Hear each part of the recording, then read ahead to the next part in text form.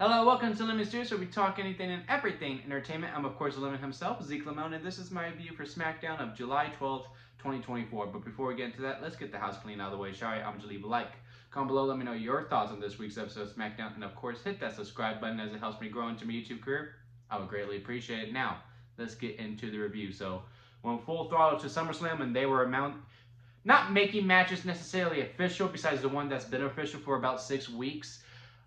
We knew it was going to be Solo versus Cody for the longest time. It's just now like, okay, at SummerSlam, it is us for the title. LA Knight having the contract going, all right, Logan Paul, it's me and you for the title at SummerSlam. Again, programs that we have been building up, they're just not official yet. They will be officially official the following week, or hell, maybe by Monday. The Cody versus Solo match might be confirmed by Monday, when it'll be the obvious recap portion of SmackDown that we see, and then by Friday, LA versus Logan will be official too. And it's just a little bit of mixed feelings with that, because again, this just goes back to what I was saying on my Raw reviews, that I just wish we had a little bit more time to breathe heading into SummerSlam. Again, arguably your second biggest show of the year. I would like more than just 3 weeks to build up SummerSlam. Again, they have been building them up since King and Queen of the Ring. Do not get me wrong. It's just now that the iron's hot, it just really seems like me personally, I would have liked a little bit more build within it, where it was clear that it was just SummerSlam and there wasn't just side quests along the way, because LA Knight was obviously going to face Logan Paul at SummerSlam, right? But, oh, well, we have Money in the Bank. Well, we need to fill spots, so let's give it to LA Knight. So on and so forth. It's just that kind of type of thing. But we'll kick off with the women's division, and we will do the opening promo between Nia Jax, Bayley, and Tiffany Stratton. And I thought it was a very good promo off. Nia and Bayley gave a lot of great heat to their program. I don't know why they haven't been doing this since, hell, even after King and Queen of the Ring. If Bayley was going to have the title off after Clash at the Castle, let's just go full throttle with it, with Nia versus Bayley, and have them building their SummerSlam match during the build of Money in the Bank. I don't see the problem into why they couldn't just bypass it, right? And just have the promo offs, have the contract signing, small stuff here and there. But hey, this promo off was really good. Nia Jax had a very funny comment with the, BBL. Bayley, that was pretty funny. Nia has come a long way ever since re-signing. She is much better in the ring. She is much better on the mic. This Nia just seems much more comfortable than when she was originally on the main roster. And I gotta say, I like both girls quite a bit, but Bayley's reign hasn't really done much for me. It was more about the chase than it was about her defending the title. And also the dynamic between Tiffany and Nia, with Nia as champion and Tiffany as Miss Money in the Bank, is really appealing to me. So I think I'm going to be pulling for Nia when it comes to SummerSlam, and I think she should win it. It is her time. But the promo before Nia came out, and it was Tiffany, she done the claim, like, look, every champion needs to watch their back. Roxanne, Liv, and Bayley, which was cool to give Roxanne a shout out. I think it's great. Like, you add prestige to that title to be like, hey, look, I have this contract. Your title's not off of my radar. But she's not gonna cash in on the NXT Women's Championship. It'll either be Liv, or it'll be Bayley, or Nia. I could see Tiffany turning face and cashing in on Nia Jax, which would be very interesting. Again, that dynamic is just very interesting to me, because I do like them together and they have good chemistry. I also like, after the match that Nia has with Michin and they jump Bayley, and even the crowd going, cash in, or cash it in, and then Nia coming in going, what are you doing? What are you doing? It was good. It was just good storytelling. But Tiffany said Tiffy time way too much. I get it. It's her catchphrase, and you got to hammer it home. And, the argument can be made that LA Knight said it way too much in his promo off. I don't know what it is. It didn't bother me with LA that much. But with Tiffany, literally every other word. Roxanne, Liv, and Bayley need to watch their back because it's Tiffy time. I get it. And then when Bayley come out, she goes, you need to watch out because it's Tiffy time. Like, okay, I get it. Just the one was fine. I don't know. It just really, truly bugged me a little bit. Like, it was just a little bit annoying with how much she said Tiffy time in her promo. But again, you can make the argument that LA Knight said it way too much in his promo tonight too, but for some reason that one didn't bother me that much. I don't know what it is. But let's go into the mid-card division, and we'll kick off with LA and Logan. Because Logan's not there. LA comes out Nick Aldis, where it was part of this continuous bit between Chelsea Green, Piper Niven, and Pretty Deadly waiting outside Nick Aldis' office. Which I was like, isn't he on vacation? I swear he posted on X saying that he was on vacation with Mickie James. And because someone asked him if he was watching the Euros, even though he was on vacation. So I was like, I wonder how they're going to do this, because his door's up. And if he is on vacation, why even put an office up for him if he ain't going to be there? But whatever. Wrestling's silly sometimes. And also the plot hole with the bit at the end of the joke being, Nick's not even here. Why was LA in the office? Did Nick Aldis just tell him, yeah, go in my office in this stadium or this arena that they just make an office for me for and grab this contract? I don't know. There was a lot of plot holes within this bit, but it was still very, very funny that he comes out with the contract, he goes out, and he does the promo. Hey, Logan's not here, but we have a contract. Nick Aldis has signed it. I've signed it. Now we just need Logan Paul to sign it. Logan Paul will be there. And it's time. Because even though I would think maybe Logan Paul would want to win in his hometown, and I just don't think the crowd's going to be fully behind him because he is so good at being a bad guy. I do think it's LA Knight's time. He wins the U.S. title. And now we would have fully all full-time champions as champions. Like, that is going to be a really interesting sight to see. And also within the mid-card, we had a tag match with Legado del Fantasma versus Apollo Crews and Barry Corbin. Very fun match. It was a very, very fun match.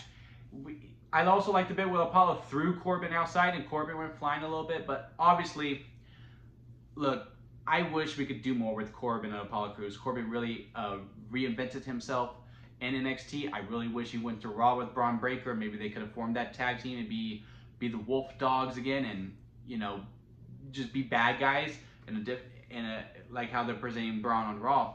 But this match was clearly set up to get Legado del Fantasma some heat and to get them some momentum to wherever direction they are going to. Which I'm glad they're not going to the Phantom Zone. And I think they probably did need to win more, or at least Santos needed to hit, as the leader, needed to win more. Where does this go? I don't know. Maybe we do Baron Corbin versus Santos Escobar, then Apollo Crews versus Santos, and just keep going from there. But it's not looking good for Corbin and Apollo. They're there just to do the job to get Santos over. So it was a very fun match. Don't get me wrong, I liked it.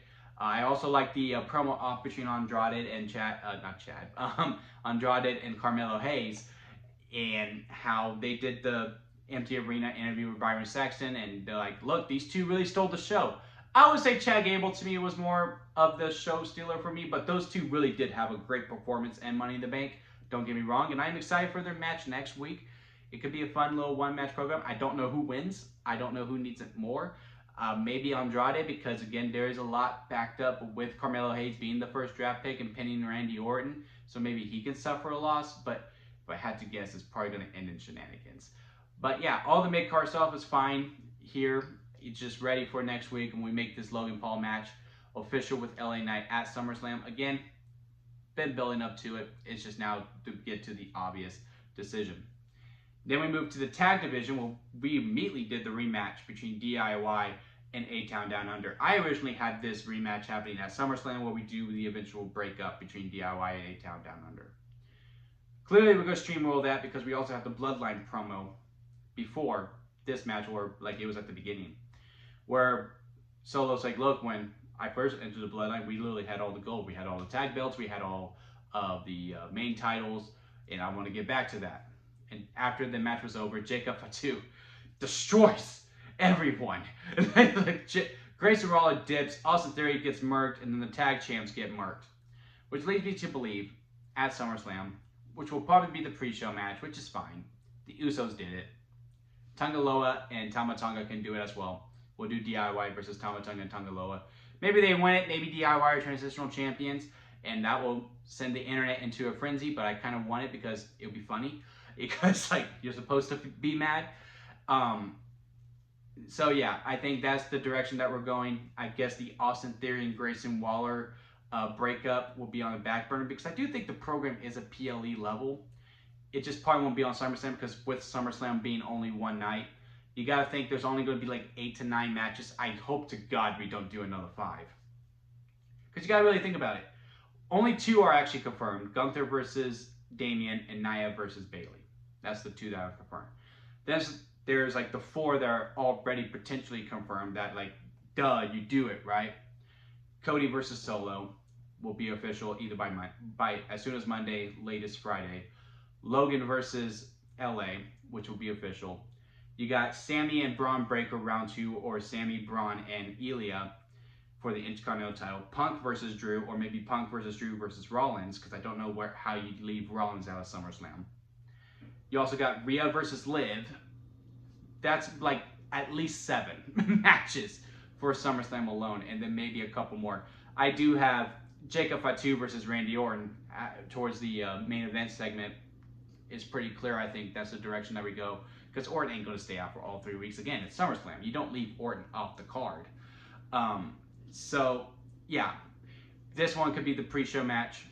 Kicks off Bloodline 2.0 versus DIY. It could be fun, but it is probably going to be the Bloodline that wins, and then Solo loses because we have a return very much loading. So let's get into the main event segment. Solo comes out talking about, hey, y'all know what I want. Cody comes out, he goes, well, you and I want the same thing, but why wait till SummerSlam? And Cody was going to take on all 4 at once. I was like, Cody, you dumb. You're so stupid. Orton comes out because in their backstage segment that they had before, Orton, the master of mind games, going, look, I'm going to have you back. I'm always going to have you back. But as soon as you're done with that Bloodline, a lot of people are going to be coming for you, and I'll have you back within that too, because I'm going to stab it. I'm going to turn heel, and I'm going to attack you. And I'm assuming we'll do Orton versus Cody at Bad Blood, because every match needs to have some bad blood to it, with Punk versus Drew being Hell in a Cell. It just has to happen.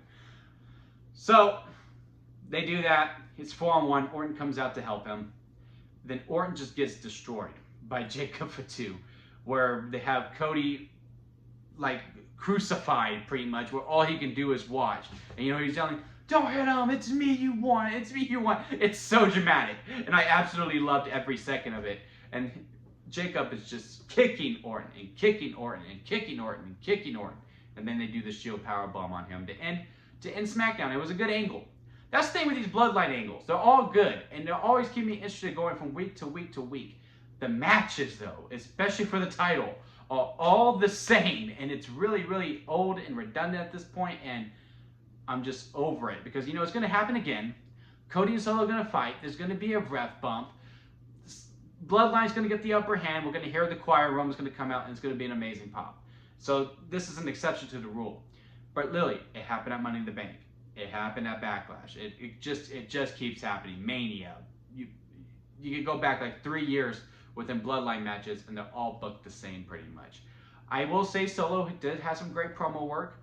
He is doing really, really well on his own. And again, this match is a money match, and it is looking to be more pay-per-view or main event worthy, because it is the biggest bad guy versus the biggest good guy. There is noise when Solo Sikoa comes out. Everyone says he doesn't have aura. He has aura. He gets noise. It's negative noise, but that's the noise he's supposed to get, and Cody gets the loudest cheers. So it's a money match, and I am looking forward to it, and the storyline is good. Just change up the structure of the match, because again, I'm only going to sit there for about the 20 minutes. I'm like, well, I'm waiting for the ref to fall, and no pinfalls are going to, very suit me or get me to buy in until this ref falls, and then he wakes back up. That's when I'll start buying again, because that's when something's going to happen. But overall, I did like this SmackDown. Again, the momentum hasn't really been there for me, because again, like, it was kind of like a, what more did we learn on this week's episode of SmackDown? Nothing. We knew Bayley and Nia were going to face each other. That was pretty obvious. We knew Solo and Cody were going to face each other. That was pretty obvious. LA and Logan. That was pretty obvious. Very funny stuff. Again, I did like the backstage joke where, like, Nick's not even here, and Chelsea and Piper and Pretty Deadly, like, oh. Also, I really do hope we get that Pretty Deadly musical. I need it. I really hope it becomes a thing. And then Also, I liked how so it was like we want the tag titles again because we used to have all the gold. So I did like that interpretation to it, but again, overall within these 2 hours, nothing really changed from week to week. But I'm pretty sure it'll cook up more as we head into the following week, as we do get closer to SummerSlam. So what did y'all think of this week's episode of SmackDown? Comment below. Let me know if you did like this video. Leave a like on it, obviously, and thank you for watching this far. I greatly do appreciate it. And don't forget to hit that subscribe button as it helps me grow into my YouTube career. And don't forget to squeeze the day, guys, because life is too short to not live it to your full potential. So squeeze every moment that you can. And until next time, I'll see you here, Alan Mysterio's.